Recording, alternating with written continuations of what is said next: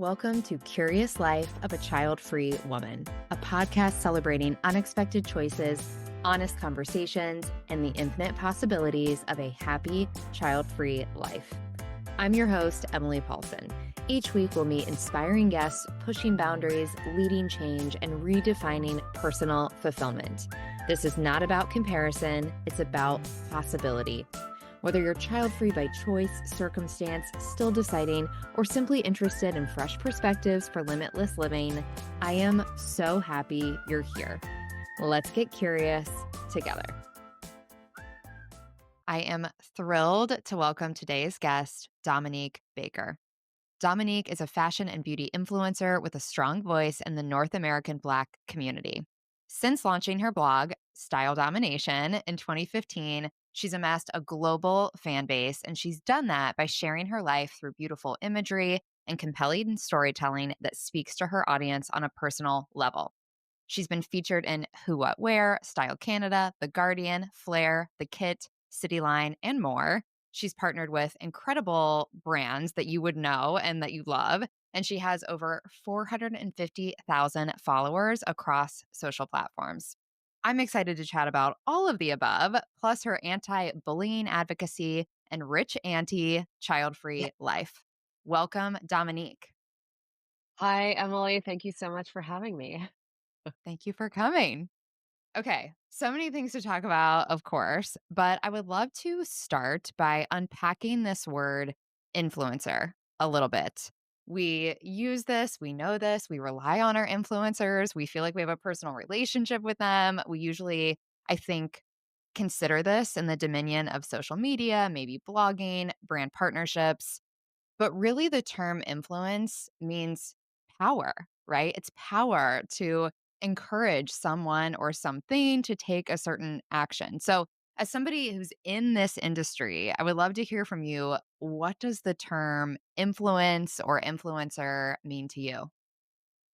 So, I'm fully aware of the weight that word holds, and I'm fully aware of how most people feel about influencers. I feel actually that's why I've done pretty well. I really try to keep it authentic. Not really try. I keep it authentic. I want to serve my supporters. I hesitate to even call them followers. They're all individual people. That's something I notice about my supporters online is I've got the greatest group of individualism. I feel is something we are losing. We are currently in the era of losing. And it's so nice to be able to have this little corner of my internet and connect with like-minded individuals, right?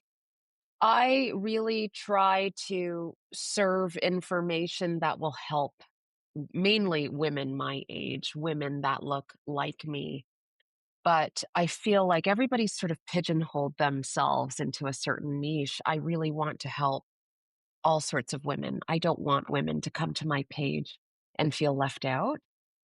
Hmm. I share what works for me with the disclaimer that it worked for me, the individual Dominique Baker. I do my research. I do have the training and the expertise in aesthetics, skincare, and, I pass that along. But I feel something that a lot of influencers forget is not everybody is the same as they are, right? So I really try to approach everything I do from the viewpoint of this worked for me, and this is why it worked for me. I'm going to leave it in your capable hands to ensure that you can review the information, take it in for yourself with an objective viewpoint, and hopefully it'll work for you too. I think all influencers should be doing that. I love what you said from the top about recognizing the power or the weight of that word because it's true, right? Like we look to these other sources and we feel that we have a relationship with people, and you do such an incredible job through your content. Like the authenticity shines through. I feel like your personality is there in everything that you post and the way that you think about things and the way that you talk about things, which is what builds that authentic audience of, as you said, not just followers. Like we're not just this army of minions that are showing up like, tell me what to do and I'll do it. It's really about this seeking of knowledge, information, insight, ideas from somebody else that we can use to empower ourselves, not to become more like somebody else, but really to Exactly. become more of who we are. Exactly. There's enough of a certain type of person everywhere, right? And what I mean by that is no matter what color you are or where you hail from or what you believe in, everybody's starting to sort of dress the same, shop at Mm. the same places, endorse the same messages. I'm here to try to challenge that and encourage women to be your own amazing weirdo self, you know? Yeah, I saw on Instagram that you had one of your ins for 2025 as individualism, and I wanna dive into that. So tell me, what is individualism from your perspective? From my perspective, I remember being a kid and I had about 4 little girlfriends, and we were all so different.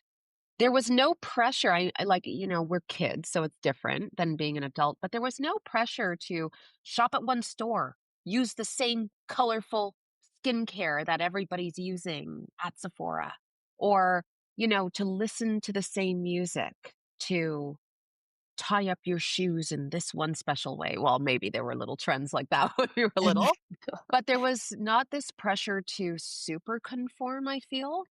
And Mm, now I think we're losing that. We're seeing a globalization of everything, right down to thought and personality. And I miss that. I've always worked in retail. I've always had jobs where I'm working with the general public.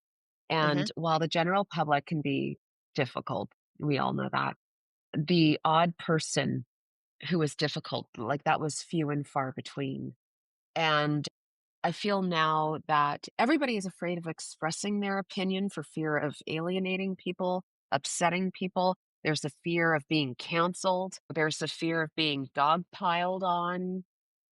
There's really the fear of having a different thought, right? So I want to encourage more individualistic thought, freedom of expression without hurting others, Right now, especially with everything that's happening down south, we are seeing a repeal of things that protect us online.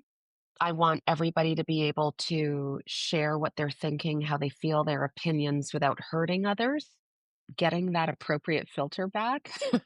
mhm, But yeah, mhm. that's what I'm about. I love having uncomfortable conversations with people who I thought shared the same viewpoints, Uncomfortable conversations. I think that's what right? moves us forward as a That society, that's being how we willing to go there. learn. That is Exactly. totally how we learn.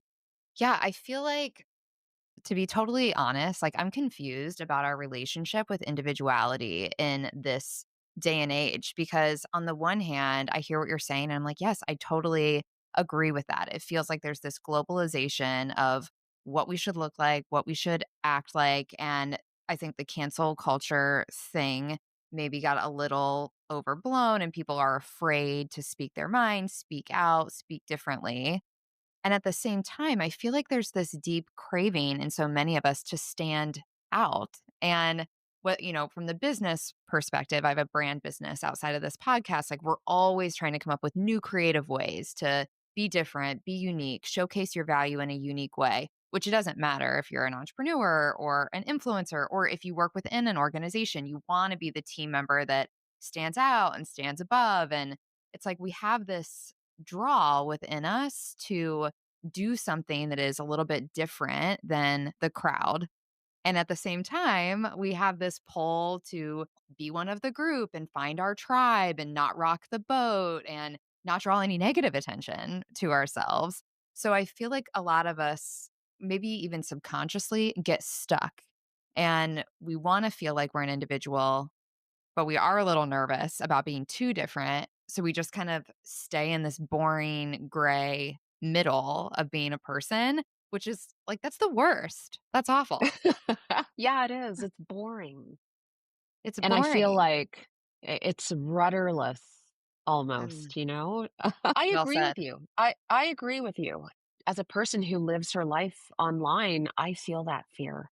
I really Mhm. do. I feel that fear of saying the wrong thing, at the age of 47, I no longer care about, oh, well, I better have those shoes from that store and I better have that dress so I look a certain way at that event. Like that no longer matters to me, but I do, like I've had my share of online bullying and it's the sickest feeling ever, to Mm, wake up and see thousands of comments and you're wondering what's going on. And, somebody got mad at you and reposted something that makes you look bad. And it's such a horrible feeling. And I totally would never fault anybody for wanting to stay away from that.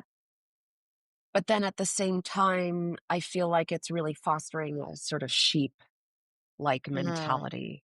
I don't like using the word sheep, but I don't know how else to vocalize that. And so I missed frank discussions with people who had really differing views. I think maybe that's what I'm craving. I feel like differing views in my circles are few and far between.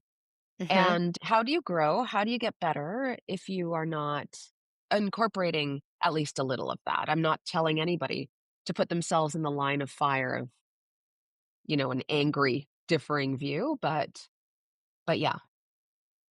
Totally. I feel like we're aligned on this. This is what I want in my personal life too.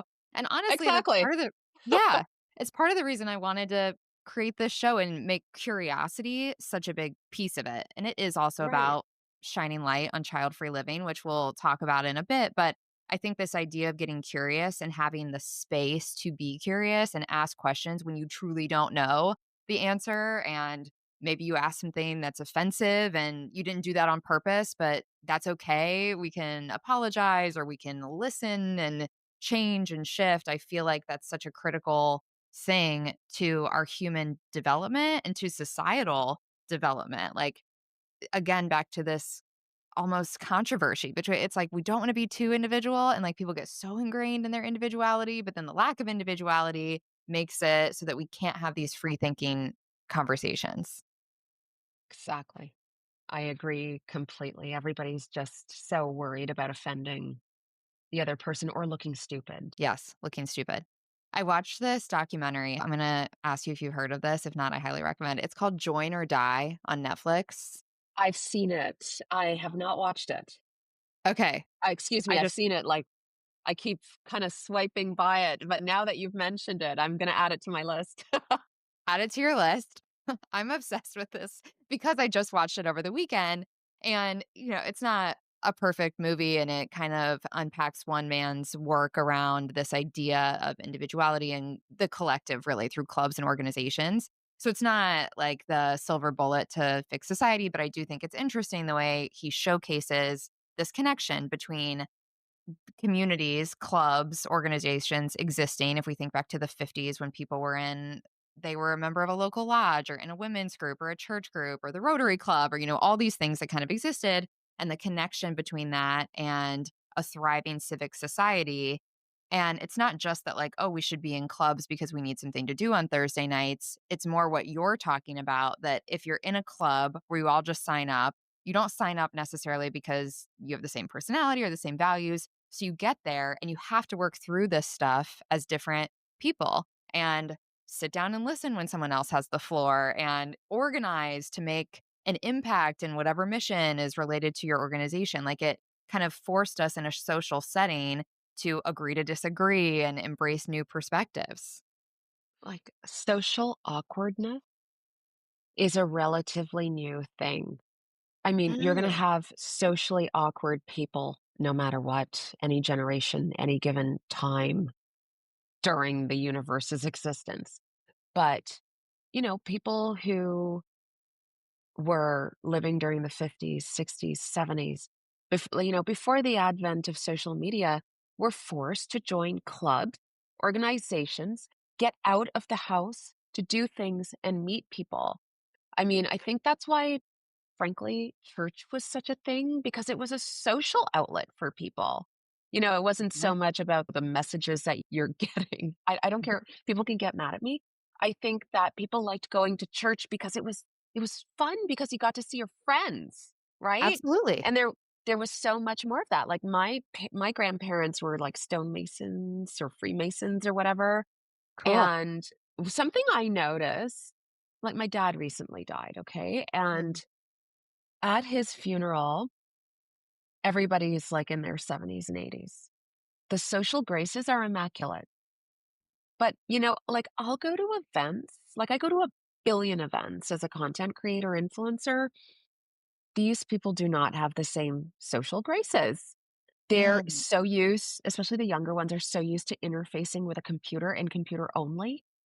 And like the super young ones spent a chunk of time learning online, surrounded Mhm. by nothingness really other than the home. And I really do see a difference. I think I'm going to say it. That's why I love Gen X.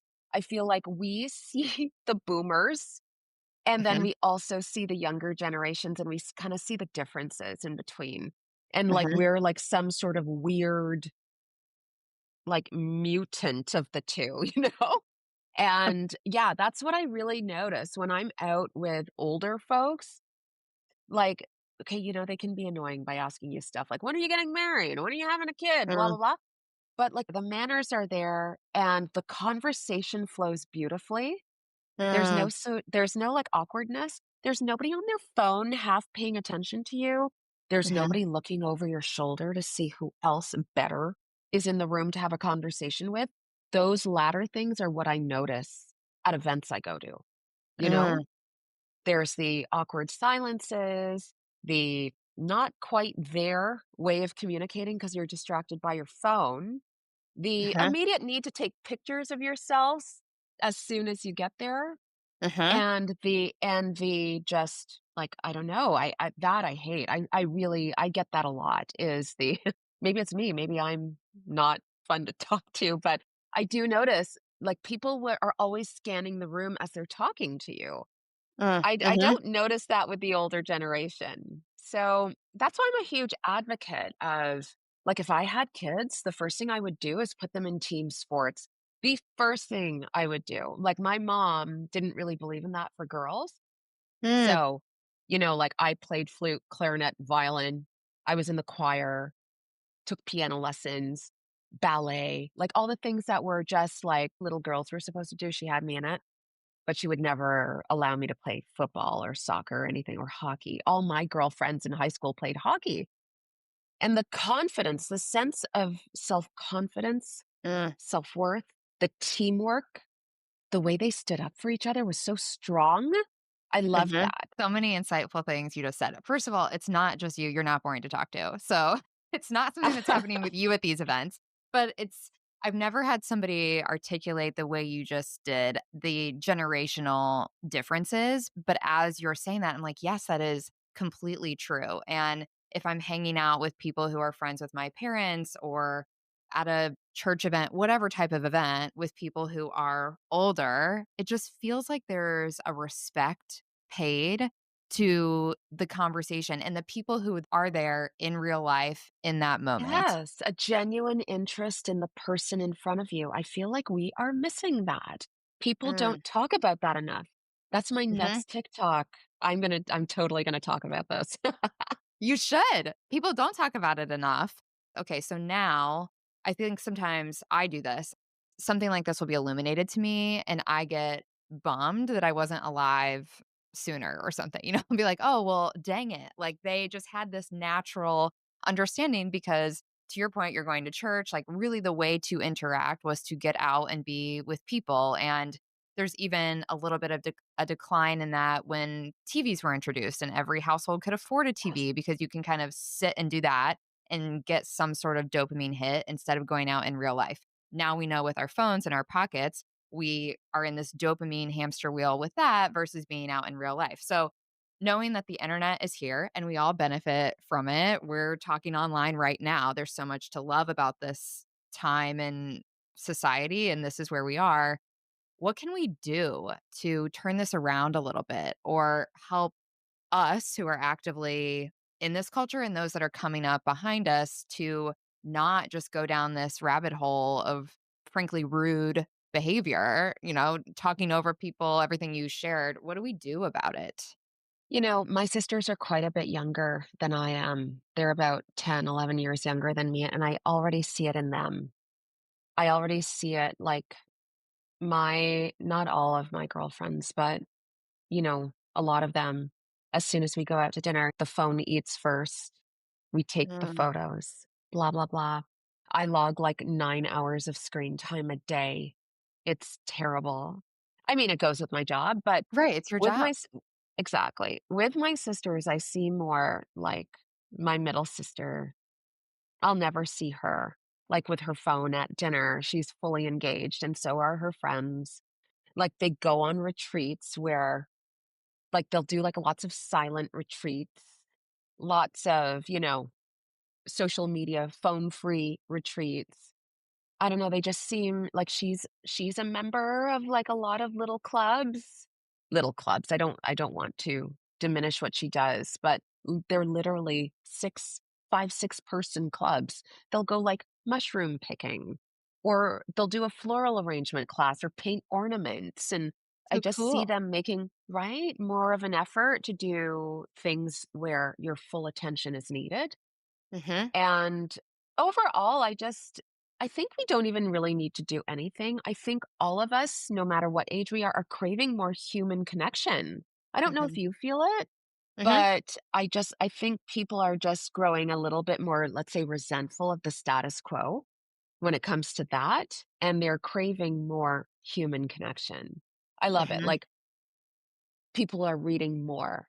The jigsaw craze during COVID, I love mhm, that. I see it a little bit more, but I think people just need to realize that no matter how cool, how fast, how intelligent, how much easier they can make your lives, you can't really have a real relationship with your technology. Oh god, please, I hope a robot isn't created, like, within the next 5 minutes that proves me wrong, but I love interacting with a human being and getting to mhm, know them, being surprised by what they're saying mhm. or what they've done, learning about them. I never know with technology these days, but I love human beings, and I miss that connection. That's Mhm, why, I worked in corporate for 14 years in the federal mhm, government, and I hated it. I really hated it because when I was working as an esthetician, when I was working in luxury retail or regular retail, like, you're meeting new people with interesting personalities and quirks every single day. Yeah, you get the odd bad apple, but I mhm. loved that. I thrived on that. No 2 days are the same. And then when I worked in corporate, I was stuck in this cubicle every day, listening to some, Karen slurper oatmeal in the morning, listening to some guy like fry his disgusting salmon, which is really like some sort of biological experiment in the microwave. Uh, I wasn't built for it. And I think mhm, a lot of people are coming to that realization as well. So I don't even think we really have to do anything. I think we're just going to really find our way maybe sooner rather than later. And mhm. then, you know what? There's all these natural disasters happening. There's all these sort of crazy things happening in the world, in the news, in the political area. I think people are also craving solace, safe Mm, spaces, and mhm, no robot, smartphone, or laptop can really give that to you unless mm. it's like a Zoom with real people, a support group. But I think people are craving the safe space of being with another adult that gets them. It's always amazing to me when I am in a group that's really designed to be a safe space, like a meditation circle, or sometimes this even happens in a fitness class or a sharing circle or something. And there's a facilitator, and they kind of start with a prompt or they ask a question, and the room is really quiet for about a minute and a half, and then somebody shares, and then somebody shares, and then eventually everybody shares.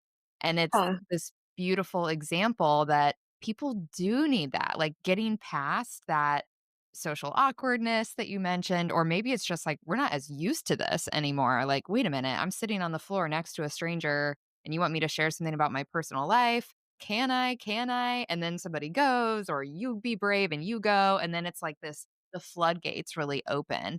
So I think you're so right, this craving for emotional connection, like, we feel it as individual women.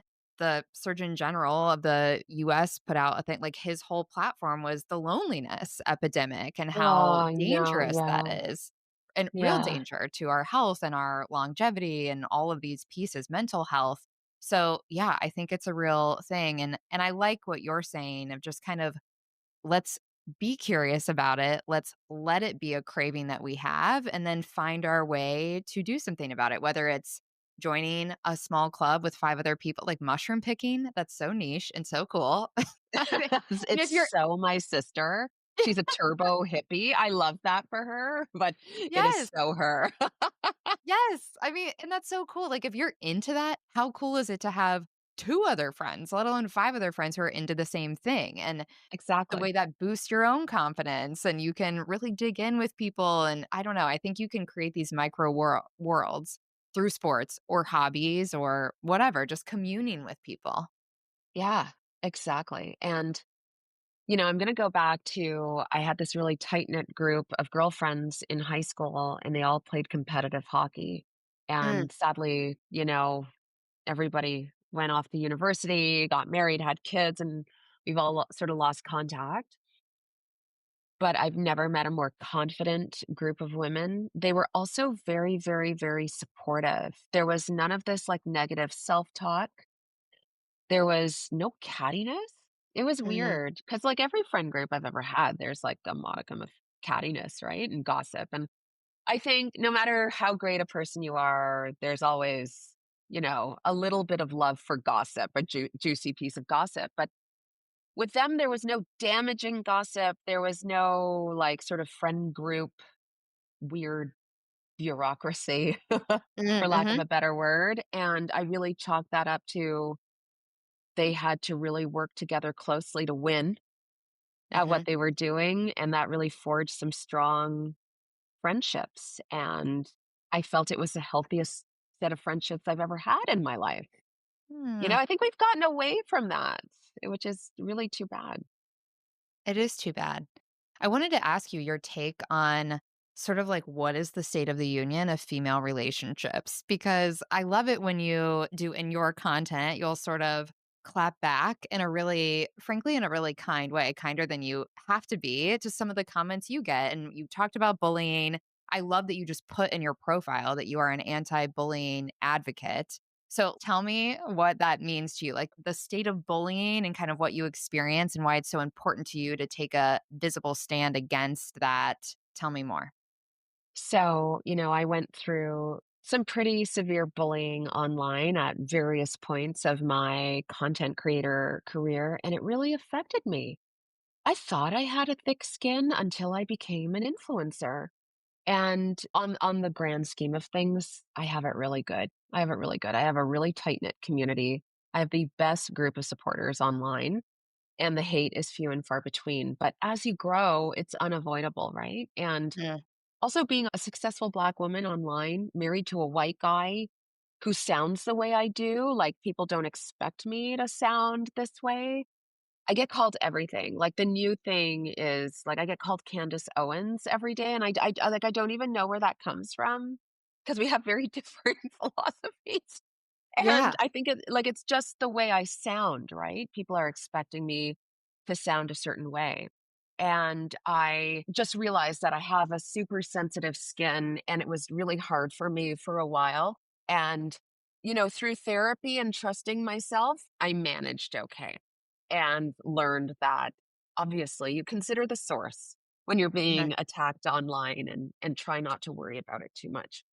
But overall, I have like for female friendship, I have 2 best friends.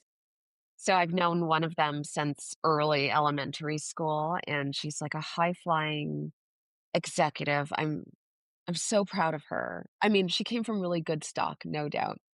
mm, And my other best friend, so that best friend Jenny lives in London, so I don't get to see her too often, usually only twice a year. And Vanessa lives in the city with me. She's also a high flying executive, and they inspire me every single day. And I wish that all women had 2 friends like them. I feel like I got into talking about female friendships online because I had a really good friend and she was not invited on a trip and things got kind of bad. and just a whole series of events started happening, and I was dismayed at how that rolled out for our friendship. And at the age of 47, after that experience, I felt like I've seen it all. I've officially seen it all with all female friendships, the passive aggressive female friend, the friend who's secretly in competition with you, the friend who likes your man, or the friend who doesn't quite respect you because you're not a mom yet, or you're not married yet, or Mhm. the friend who may not like your boyfriend, and so she expresses that in unhealthy ways. You name it. Like, I have seen it, and Mhm. with the exception of the last one, actually, because my husband's awesome, everybody loves him. I've seen it all, and I was kinda sick of it. 'Cause I Mhm. look at my husband and his friends and all the guys I've known over the course of my life, and, like, men aren't great, we can all say that. But when it comes to their friendships, they really stick together, and frankly, what I've seen uplifted each other, and they don't get hung up on the same sort of crap that I feel a lot of women get hung up on. If they get mad at each other, they have it out for, like, 5 minutes, and then they squash it, it's water under the bridge, there's no, like, years long built up resentment that makes you act crazy. And so I thought, like, I don't see women talking too much about female friendships, like, from influencers. So why not start talking about it? Like, I love Mel Robbins. I absolutely love her. And like her content has helped me, frankly, navigate Mm. friendships as you get older because they get a little bit more complex. I feel like they get a little easier, but they also get a little complex as well. Mhm. But I felt like the most complex female friendships I had was, like, late 20s to the Mm. same time in my 30s, because everybody's looking for a husband, getting married, having kids, getting divorced, starting businesses, excelling at their jobs, and there's so many, like, personalities going on. But I was tired of, I feel like, having the same negative female friendship over and over again, and I wanted to start talking about it. I wanted to also, like, temp check. I wanted to see if I was the Mhm. only one, like, when you have many of the same experiences, like you're the common denominator, forgive my language, but if you meet one nasty person, like during the day, they're the asshole. But if you meet multiple assholes during the day, you're the asshole. You know what I mean? That Yes. that like Yeah. some Right. famous saying. Anyway, so I just wanted to do a temperature check if it was just me. And also, like, I was doing market research on how to navigate my own friendship failure that I had recently had. I didn't think it Mhm. would take off the way it did.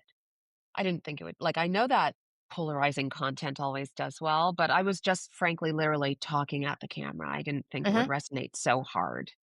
Mhm. So I'm glad it did. I love that you're talking about it because I think even when you just went through the passive aggressive friend, the secretly in competition friend, I somebody comes to my mind, right, that fills all of those categories and I wouldn't even call those people friends anymore, but it is this very strange place, female friendship. And I feel very blessed to have very close friends that I've had for a long time and newer friends that I've made that I really treasure and respect. And I value their input and just their conversation and all of that. So I typically feel like I have a very positive view of female relationships, but none of us are immune to this crap that comes up with jealousy or whatever. And it's so again, it's weird to me because on the one hand, it's like we do have this shared experience of being women who are alive at the same time, even if you're not the same age. And I actually think it's really important to have friends who are younger and friends who are older. I think that adds a level of complexity and diversity that's really fun. And if you are an open listener, you can learn a lot from the women who are younger and the women who are older. But it's like we have this shared experience. There could be so much to be gained from us using our collective power, for lack of a better word, and lifting each other up in the way that only women can. And we all know what that feels like too when you have a girlfriend who is truly like on your side, in your corner, no matter what, never judges you, even when you do something insane. Like that is such a life blood that can fuel us forward, Yes, right? So agreed. powerful. And then we also have this like where we dip into the toxicity and that feels, just as intense in the other direction. So I don't know. I have no answer to this, but I think opening the conversation, which is what you're doing, is a really good and important way to start. Yeah, definitely. And, it helps me learn too, because like, I'm not perfect. And like, I know I've made my share of mistakes when it comes to female friendships. I just feel like some of us get hung up on things that, as a whole, so many of us women get hung up on things that don't matter. And, Mm. the negative cycle of, gossip, mean girl stuff, it's just so boring. It's so tired. Mhm. And, I'm sad that gossip is usually the main thing that brings women together. Yeah, ugh, just so tired. It's Mhm. nice. It's nice sometimes lone wolfing it. Yes, I mean, it's back to boring, right? It's boring to have those conversations or get on the phone with a friend who's just gonna complain about somebody or something or, kind of Right. try to drag Or you down. date the same terrible man over and Mhm. over again. Or go back to the guy who's been treating you terribly for years. Like, Mhm. ugh, ugh. I think Yes. as a collective, though, like more women are just over it and want Mhm. better when it comes to friendships. So I think as a whole, we'll get better soon. Mhm. I think so too. And we'll Yeah. we'll work on it. I mean, as you said, I have my own things that I regret and cringe at things that I've done in the past too. So none of us are free of our role in this. But yeah, I think just talking about it and being open to it and just trying to take that perspective that, listen, like, does this matter? Would I rather keep this friend or be hung up on this thing? And also when the answer is, okay, this person is not a good fit for me anymore, or maybe you've kind of seen the light that they were never a good fit as a friend, giving yourself permission to graduate beyond that too. I like it when you share that content that things Yeah. change, people evolve.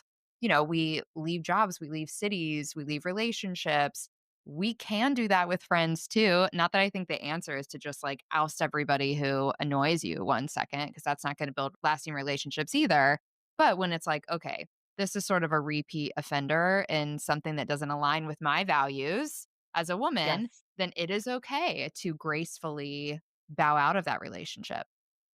I had a really frank conversation with a former friend. And, to this day, I love her. Like, she was just absolutely fantastic and a lot of fun and like a girl's girl.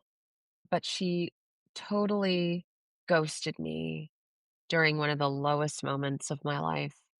Mm, And, when things started getting better for me and looking up and I was excelling again, she swanned back in like nothing had happened. And I called her on it, and I said, like, "I treasure our friendship and really could have used your support because, like, her opinion was one that I really valued, but she just mm, ghosted me, and there was no way for me to get a hold of her because she just was not having me, and it made me feel like she was embarrassed by me, didn't wanna have anything to do with me while I was suffering this huge loss, this mm, huge, like, terrible thing that was happening to me that was public and painful." And, she gave me a shitty excuse for it. mm, And it was the most honest I had been with anyone in my whole life and the most honest I had been with myself. But I took a deep breath and I thanked her for being a great friend to me. But I had just lost faith in our relationship, and it wasn't fair for either of us to continue as we once were. So I'm at the risk of sounding like woo woo and crazy and like full of myself. I literally said, "Thank you for everything you've done for me. I literally bid you adieu and thank you for everything, but I'm good." And never spoke to her again. And it was like mourning the death of a relationship. Like when you break up with somebody you love and it knocks the wind out of you and you're not quite right. Like that's how I felt for a few days. But I knew I had to do it. I knew that that resentment of not hearing from my friend for 3 months just built and built and built, and I mhm, didn't like feeling that way. Like, I didn't deserve to feel that way, and I regret not calling her on it sooner and reaching out, and maybe that could have salvaged the relationship, but also I felt like I shouldn't have had to do that, Mhm. and it was one of the best things I ever did. Like, we need to stop. We need to cut our losses sooner as a collective. Mhm. That's so courageous and emotionally mature. And I feel like sometimes that emotional maturity piece slips out of our behavior with friendships because it can be so routine. And you could have very easily, when that person did pop back in 3 months later, or however long, you could have just been like, fine, yeah, I'll go get drinks with her or whatever, and then to your point, like that underlying resentment or just hurt, frankly. Like that really hurts. It is heartbreaking when somebody you trust or you counted on treats you in a way you don't expect. That doesn't just Yes. go away because you decide to hang out again. And like that takes a toll that really burdens the relationship moving forward, even though it's our tendency, I think, often to just let that happen and roll with it. What you did is so much more impactful and effective for your own sanity. Thank you. Honestly, like, being in the, sort of public eye for this long, I also weigh, like, is it worth it cutting somebody loose because you don't want them going home and retaliating? Like, I've also, as an influencer online, been on that side as well. Like, you never know what crazy you're dealing with. And so that has caused me to literally mature in friendships as well. I don't let people in easily. And that's a relatively new thing. Like, I was Mm. happy-go-lucky Dom for so long, loved meeting people, considered every new person she met her friend. But if there's one thing influencing has taught me is not everybody is as nice as you think they are. A lot of people are in it to win it at, whatever cost. And, a lot of people get butt hurt really quickly and Mm. are cowardly instead of sitting you down and talking to you about the hurt that they've experienced at your hands. They're going to go home and make a fake account and wreak havoc for you because they're cowards. Uh-huh. So that is something I consider. It's not all completely like altruistic and Mm. lovely. But I also really respected her and I loved that friendship. And I know deep down she's a good person. She just handled it really badly. But I'm at the point of my life where if you don't know any better and that's your first instinct, that's how you treat people that have been your friends for years. Like, we're in our late 40s, like, you should know better. Mhm. There's no place for you in my life. I think that making those hard decisions is how we live a life, not just that we want, but we live a life with intention, right? Because it is the hard stuff like that. It's not, this doesn't just happen. We don't just wake up and walk out in the world and it's like, wow, every single person who comes my way is a perfect fit or everyone treats me amazingly. Like, no, we have to be discerning about the people, not just the people we let in. I think that's part of it. And I'm sure it's like a whole other level. I cannot relate to your visibility on the internet, and that it's like people act out in public what they do to the rest of us behind our back at home, right? Like, if somebody is going out of their way to create a fake account to say something crap about you online, that person is probably just complaining about me to their husband on the drive home from the bar or whatever. Like, that human nature thing that's out there, whatever the scale that people express it, I think being able to, I don't like the term rise above because it's not like being better than, it's just curating a life that we really love, which is all we Yeah. have to control that is our choices. Still waters are beautiful. I Mhm. just love, like, just calm, peace. I just, at this point of my life, I just want to coast into retirement. No drama, just living my best life. No drama. Yes. No drama. Like, nothing's worth it. I feel like some of the things some people get so angry about are just, it's insane. Like, so many more people need to go outside and touch grass, especially Yes. those with so much to live for, especially those who Mhm. are so blessed, like, oh, We all have so much to live for, really. yeah, I mean, it's all yeah, about perspective. We all have yeah. so much to live for. You know what I mean, though? Sometimes you Mhm. notice it's those with a lot that tend to be the loudest complainers, Mhm. It's true. right? It's Yeah. weird. but it's true. but true. Okay, so living with intention, we were connected by a good friend who Yes. knows about my podcast and was like, "Oh my gosh, my friend Dominique has this rich, anti, amazing child-free lifestyle," which thrilled me to hear those words and made me want to connect as fellow child-free women and just, expanding perspective on this and also shining a light on how happy child-free life can be. So, tell me, what is rich anti life? Oh gosh, I think it's absolutely not about having money. It's more about how you forge your path forward and your beautiful life. And I hesitate to say putting yourself first because it's not about being self-absorbed, self-centered, so on and so forth. But it's more about, I guess, not neglecting your own happiness and your gut instinct, like Mhm, knowing and honoring what your heart and your instinct is telling you what to do. And, not your mom, not your grandmother, not your husband, not your dad, like nobody, not your friends, so on and so forth. And the rich anti life is traveling, enjoying the finer things in life, being true to yourself, not being ashamed, embarrassed, or being made to feel guilty for enjoying yourself and living life to the fullest of, finding love to be loved, not finding love to have kids and live the North American dream and so on and so forth. It's like being truly happy without like all the outward pressures that women face since the mhm. dawn of time. Yeah, some Yeah. people still see our whole existence as just a vessel to Yeah. Baby makers. reproduce. Yeah, baby Yeah. makers. It's true. Yeah. Yeah.